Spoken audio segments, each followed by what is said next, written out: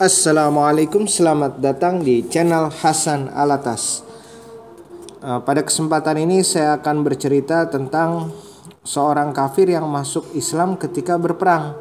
Jadi zaman Nabi Muhammad SAW, orang-orang Islam itu selalu dimusuhi, selalu diincar, dibunuh, dibantai, disalib, dimutilasi, disiksa oleh orang-orang kafir pada zaman Nabi Muhammad SAW, dan orang kafir sering berperang dengan orang Islam.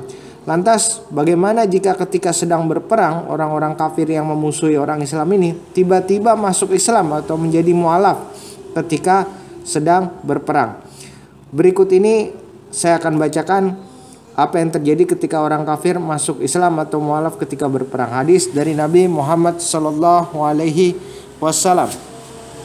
Dari Abu Ma'bad Al-Miqdad bin Al-Aswad, dia berkata, aku berkata kepada Rasulullah, apa pendapat Anda bila saya bertemu dengan seorang dari kaum kafir, kemudian kami bertempur dan dia menebas salah satu tangan saya dengan pedang sampai putus.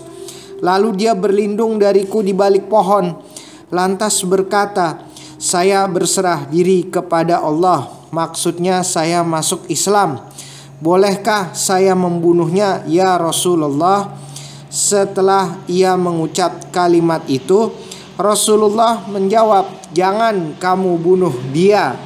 Maka aku pun berkata, wahai Rasulullah, dia telah memotong salah satu tanganku. Kemudian dia mengatakan hal itu setelah ia memotongnya. Maka Rasulullah menjawab, jangan kamu bunuh dia.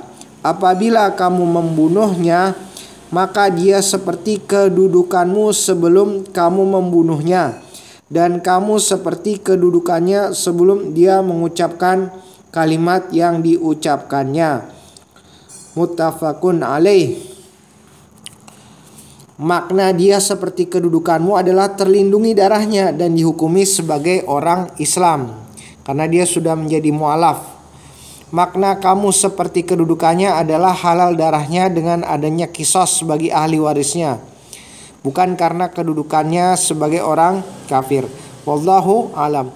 Artinya jika seorang yang memusuhi Islam, orang kafir itu pada zaman Nabi Muhammad SAW, kemudian ketika sedang berperang dia masuk Islam dan mengatakan bahwa dia adalah percaya kepada Islam dan masuk Islam, maka dia harus dilindungi. Kenapa? Karena dia sudah tidak lagi memusuhi orang Islam, karena dia sudah menjadi mualaf atau masuk Islam, sehingga dia menjadi bersaudara bagi orang Islam dan dosa-dosanya yang sebelumnya insyaallah diampuni. Wallahu a'lam bishawab. Wassalamualaikum warahmatullahi